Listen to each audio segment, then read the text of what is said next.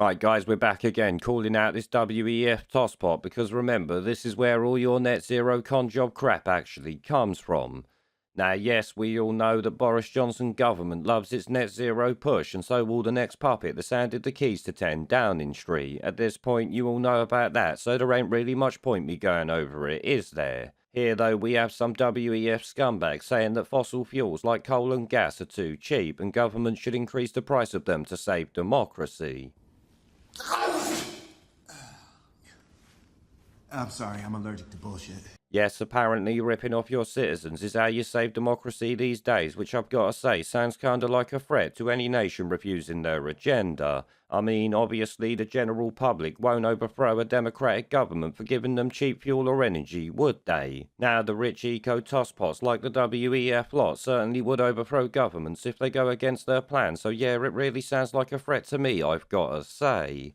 I mean, listen to his excuse for why this would save democracy and tell me if it would save democracy or whether you just think it's more climate crap. He said for the past 15 years, democracy has been in decline worldwide. To protect and promote freedom, leading democracies must strengthen their economies and safeguard liberty. These two aims are not mutually exclusive but complementary. Reducing reliance on fossil fuels and transitioning to low-carbon alternatives also makes democratic economies more sustainable. Major democracies should work together to achieve these two goals.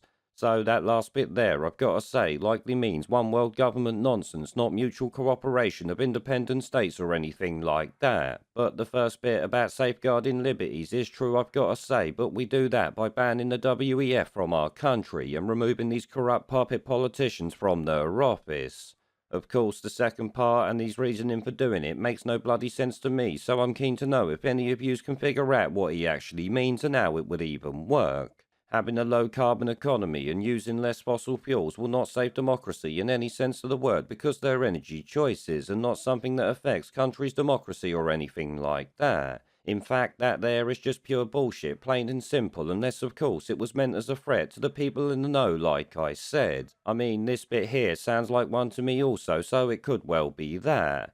Here it states the WEF paper said sacrificing further progress towards a low-carbon economy could put democracies in greater economic peril, not less. Oh yeah, it could do that if the WEF works to crash your economy and shit should you fail to toe the line, because using fossil fuels helps economic growth as history has shown us has it not.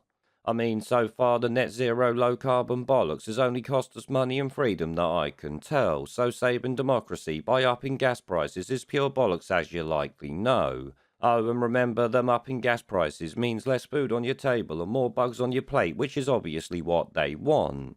I mean, look at what the WEF puppet government in the Netherlands are doing to the farmers over there right now, which brought about the No Farmers No Food protests that are still going on. And shit, we even have our own government offering farmers 100 grand to retire as we speak. So this and common sense should tell you the WEF puppet right in this is talking pure shit, but many of you already know that.